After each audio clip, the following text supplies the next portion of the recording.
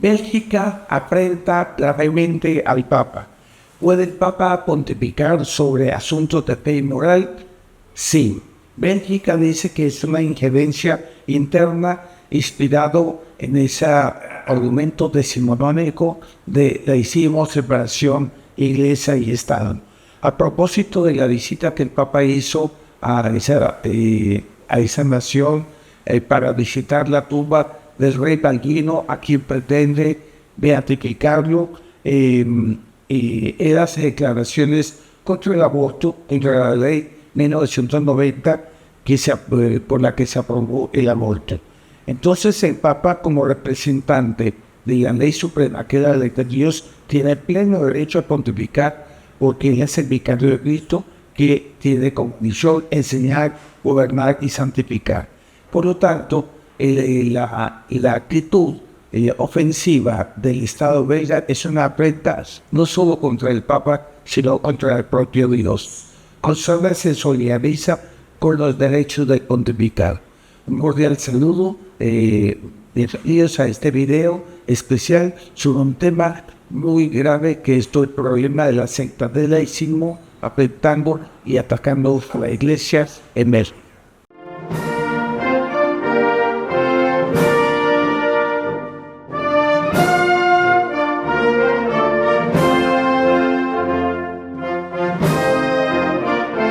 Un saludo cordial a todos los amigos del Centro Cultural Cruzada. Aquí, como una edición especial, queremos destacar una noticia que nos preocupa mucho. Son las declaraciones y la conducta del gobierno belga contra el Santo Padre en su visita que él hace a Bélgica para visitar la tumba del rey Balduino. El rey Balduino fue aquel rey que en 1990, siendo rey monarca católico, prefirió abdicar antes de firmar la ley del aborto que se firmó en ese año. Y por lo tanto, es una persona que actuó en su conciencia, y eso es elogiado por el Santo Padre. El Santo Padre califica el aborto como una ley mortal, y es así. Y por eso pretende beatificar al rey Balduino. Pues entonces, él califica al rey Balduino como una persona. Fue un valiente porque prefirió abdicar antes que firmar una ley de muerte. Y ahí vienen las feministas para criticar, rasgarse las vestiduras por dos calificativos que el Papa hace al respecto de la mujer, a la que califica de hospitalidad fecunda y dedicación vital. Y eso lo hizo el Santo Padre justo el Día Internacional del Derecho al Aborto. ¿Acaso hay derecho al aborto? ¿Acaso hay derecho a matar a los niños? Eso no hay derecho, porque el derecho a matar no puede haber. Y es que ese tipo de fiestas internacionales de derecho al aborto son ese tipo de fiestas hechas por la ONU, que es como una nueva religión laicista, una secta laicista que tiene sus fiestas religiosas también, pseudo-religiosas, en nombre del abedino, pero en fondo le decimos una secta. Y el Día Internacional del Derecho al Aborto es una de esas fiestas que vienen a reemplazar la fiesta de los santos como tradicionalmente tenemos en nuestro calendario romano. Yo creo que esa actitud del gobierno es una afrenta no solo al papado, sino al propio Dios, porque se pretende destronar a Dios, y es la vieja guerra de la cristiandad versus el poder de los príncipes. Por eso es que Cruzada se ha solidarizado con los derechos del pontificado. Pero antes de continuar y ver a fondo, yo le invito a que usted se suscriba a este canal del Centro Cultural Cruzada, que está para usted, para su beneficio, para tener siempre una visión objetiva, un análisis en función del pensamiento de la Iglesia, del magisterio tradicional de la Iglesia, sobre temas que sí nos interesan porque alcanzan nuestro tiempo. Esas declaraciones fueron objeto de un tremendo ataque contra el papado. Precisamente ellos califican al papado como arcaico y vienen a argumentar con pues ideas decimonónicas de separación de iglesia de Estado. Si hay algo arcaico, es la religión laicista. La separación de iglesia de Estado le da la supremacía a la ley del hombre por encima de la ley de Dios. Entonces sucedió que en la Cámara de Representantes hubo una coalición de feministas, de abortistas, de comunistas y de laicistas en general. Sarah Slich se rasgó las vestiduras cuando calificó los comentarios del Papa a propósito de los médicos a los que calificó de sicarios. Y realmente son peores que sicarios porque matan a niños indefensos. Y califica eso como una posición, como una injerencia en los asuntos internos, quitándole al papado el derecho de intervenir. Aquí cabe recordar lo de Pío IX, cuando un periodista en general le pregunta por qué la iglesia se mete en la política. Y el Papa le responde: la iglesia se mete en la política en la medida en que la política se meta con la religión. Katia Bangles Neopermelen, en una actitud indignada, calificó como falta de respeto hacia la democracia las calificaciones al gremio médico y a la libertad de las mujeres para decidir sobre su cuerpo. Entonces, esa democracia, el concepto de democracia que rige y a la cual apela Katia Bangles, que es una revolucionaria parlamentaria bella, es aquella democracia revolucionaria que nació en la Revolución Francesa y que califica que el poder viene del pueblo. Pues bien, la democracia legítima que la inmortalidad y la doctrina de la Iglesia, la doctrina de Santo Tomás, permite y reconoce como un sistema de gobierno legítimo, es aquella que reconoce que el poder viene de Dios. Es decir, se puede elegir los gobernantes en un estilo democrático, siempre y cuando los líderes, los jefes de Estado, los elegidos gobiernen conforme a la ley de Dios. Solo así es que ellos tienen el derecho y la legitimidad. Esa democracia que viene del pueblo no tiene legitimidad. Charlotte de Portsmouth añadió: no tendríamos derecho al aborto si el Papa fuese el primer ministro. Gracias a Dios no lo es. Sigue por la frente. Y Caroline Desiree, socialista, continúa: señor primer ministro, usted ha recibido un líder religioso, no puede. Para declarar asuntos religiosos, no puede. En una postura patriarcal y obsoleta. Recordamos que esos son términos muy usados por el feminismo contra el rol del hombre, porque califican al hombre de patriarcal. Y la verdad es que saben ustedes ese nombre. La familia es patriarcal, tiene que ser patriarcal. El jefe de familia tiene que ser el hombre, pero en una armonía con su cónyuge y para educar a los hijos para Dios. Ese es el verdadero papel de la familia, cierto, la fecundidad por Dios para Dios, pero tiene que haber una cabeza y Dios puso como cabeza al hombre. Así que nosotros nos gusta el término patriarcal, pero los feministas lo tildan como que si fuese un daño. Ellos dicen que es obsoleto. No creo que sea obsoleto. Y la familia no es obsoleta. La familia es la que da fecundidad y núcleo de la sociedad. Solo que ellos sueñan las fantasías de nuevos paradigmas de familia como si existieran. Solo existe la familia, padre, madre e hijos. ¿Cierto? Bueno, ahí entonces el primer ministro Alexander De Croo calificó de inaceptables las declaraciones papales. Dice: en tiempos en que la Iglesia decide las leyes de nuestro país, esas decisiones ya quedaron atrás. Y él exige respeto y convoca al nuncio apostólico Monseñor Franco Coppola para hablar y hacer una queja formal. Al respecto de todo eso, cabe opinar sobre los discursos de protesta contra el Papa. Nos califican a todos los católicos conservadores que en este caso tenemos un pontificado muy cuestionable, pero aquí el Papa sí tenía la razón, ¿cierto? Él considera que esa posición es patriarcal, obsoleta y retrógrada. Cierto, yo diría que retrógrada puede ser porque es que la verdad es inmortal, la verdad no puede cambiar, es perenne, que es patriarcal también lo es, perfecto, por eso el Santo Padre en la cabeza es el vicario, es un patriarca, cierto, y por lo tanto la sociedad sí debe ser patriarcal. Nosotros amamos la sociedad jerárquica, claro que de escalonadas, gradativas y orgánicas, pero debe haber siempre un patriarca en el campo religioso, en el campo social y en el campo familiar, ¿cierto?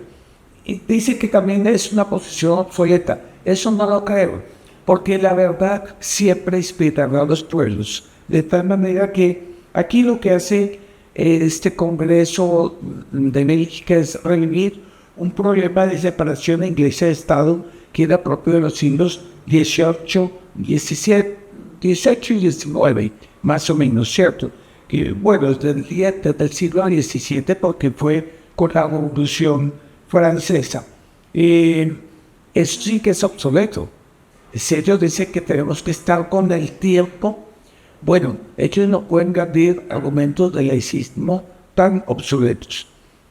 Y para colmo, lo que faltaba, católicos progresistas amenazan con apostatar en señal en señal de protesta contra las afirmaciones del Papa sobre el aborto. Esto lo dice Europa Press el 21 de octubre, es decir, hace 2 días atrás. Un total de 524 católicos belgas han solicitado la apostasía en señal de protesta por las nuevas afirmaciones del Papa sobre el aborto y el papel de la mujer durante su viaje al país a finales de septiembre. Según recoge el medio católico belga Catholic, los religiosos en una carta abierta dirigida al nicho apostólico han asegurado que su decisión está motivada por las declaraciones del Papa, que elogió el gesto del rey Balduino de aplicar para no firmar la ley de aborto, y que el jefe de Estado belga ha definido como inoportunas e inconvenientes. Bueno, esta es una noticia de verdad. Ellos dicen que apostatan. Yo creo que no apostataron, porque ya habían apostatado antes. Ahora, quien aprueba el aborto, pues simple y sencillamente está excomulgado de la Santa Madre Iglesia. Ya no hace parte más de la Iglesia Católica, a menos que se arrepientan, se confiesan y vuelvan a la fe de la Iglesia. Pues nosotros aquí nos preguntamos, ¿debe el Papa pontificar sobre asuntos de fe y moral? Por supuesto que sí. El problema con el laicismo es que a partir de la paz de Westfalia de 1648 comenzó a emanciparse los estados y dando un carácter de soberanía que en el fondo era independizarse de la inspiración de la Iglesia, y comenzó la libre determinación de los pueblos, la libre determinación de las personas, con las cuales la ley del hombre era superior a la ley de Dios, y en la ley de Dios no podía interferir en la ley de los hombres. Eso es una secta, eso es una herejía. Eso fue condenado por muchos papas, como fue el Papa de San Pío X, en la Pacelli y en la Notre Chance Apostolique. La cristiandad medieval, que fue la dulce primavera de la fe, pues se inspiró en las enseñanzas de nuestro divino Redentor, y se creó pues una sociedad, una cultura que fue la más grande de toda la historia, la civilización por excelencia, ¿cierto? Fue inspirada por la Iglesia. La Iglesia inspiró los pueblos y las leyes. Es decir, la sociedad temporal dependía en materia de gobierno, cuando había cuestiones de figura, dependía de la sentencia de la autoridad religiosa. En materia temporal, económica, social, por supuesto que hay una independencia del monarca, del príncipe, del jefe de Estado, pero cuando toca en cuestiones de fe y moral, sí le toca al Papa como representante de nuestros señores justos. Depender de un plano sobrenatural que es la verdad, que solo la Iglesia es detentora de la verdad, porque ella tiene carácter infalible cuando antes cátedra y cuando a lo largo de los 1000 años ha enseñado la misma verdad, que son las enseñanzas de nuestro Señor Jesucristo, explicitadas con la riqueza del Espíritu Santo, con el tiempo y las enseñanzas de los papas. Ella tiene carácter dogmático. Entonces, la sociedad tiene como fin la vida virtuosa común, y por lo tanto esa es la clave para la prosperidad y para llevar a la sociedad al bien común, al progreso cultural, social y económico en calidad de vida. Es decir, la verdad, el Estado necesita de la Iglesia para no perder el norte y llevar siempre las riendas de la recta prosperidad. Entonces, por eso la sociedad sí debe someterse a la Iglesia, debe someterse a Dios. De esa concepción del laicismo comienzan a aparecer los falsos derechos humanos, derechos que comienzan a romper con la ley de Dios. ¿Y qué eran los derechos humanos? Todas aquellas cosas que el hombre reivindicaba como fruto de las pasiones desordenadas de sus impulsos primarios.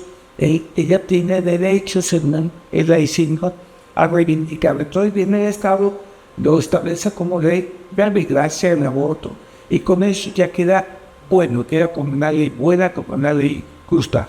Pero no es así, porque no te es lícito. La Iglesia, Dios a través de la Iglesia tiene derecho para decir: no te es lícito ni condenar. Acuérdese el problema de las investiduras. El Papa San Gregorio San Gregorio VII, con relación a Enrique IV, que quería independizarse para él nombrar los obispos, y fue excomulgado. Mostraba cómo la Iglesia era representante en materia de fe y moral, y que nadie lo puede reemplazar, ¿cierto? Y bueno, yo creo que es muy importante, porque aquí fueron ellos los que levantaron esa idea sencilla, arcaica, eso sí, y obsoleta, de la separación de Iglesia y Estado y de el laicismo. El verdadero católico debe desear el reino de Cristo, es decir, la inspiración de la Iglesia en la sociedad, y por lo tanto una cristiandad que sería una gran cultura, una gran civilización que surge en torno a naciones que aman y se someten a la única religión verdadera. Bueno, yo voy a concluir. Primero, la democracia, que parte del principio de que todo poder viene del pueblo, es una falacia, no es válida. La democracia solo es legítima cuando parte del principio de que todo poder viene de Dios.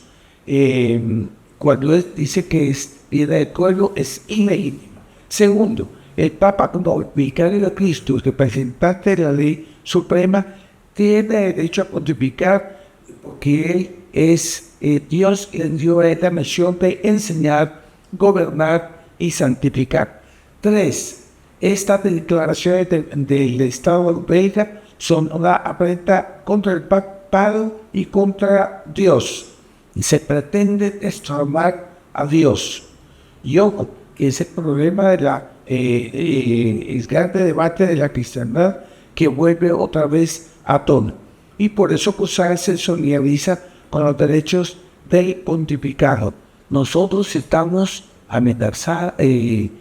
tentando a Dios para un grande castigo. Tenemos que volver a Él y saber que los 10 mandamientos son perennes. Nadie va a poder cambiar la ley moral, por mucho que haya teólogos de la liberación que dicen que la verdad es muda y que el Espíritu Santo continúa inspirando a través del pueblo. Eso suena a una dictadura del proletariado dentro de la Iglesia. Muchas gracias por su audiencia. Si usted quiere, como nosotros, una Colombia católica, pues debemos reafirmar ese derecho de querer una Colombia todavía inspirada en esas raíces de la civilización cristiana. Hoy día son argumentos que ni las conferencias episcopales modernas reivindican. Por eso yo le invito a que usted se suscriba a este canal, y también que nos haga una ayuda económica, una donación. De esa manera, muchas donaciones de personas amigas como usted pueden dar ocasión a que este canal pueda seguir y pueda potenciar con mucha más capacidad de materias a su servicio. De manera tal que nos pidamos para que usted también comente y participe de todo este apostolado por vía de las redes. Yo le dejo el link abajo, por favor, una donación para la causa de la civilización cristiana. Muchas gracias.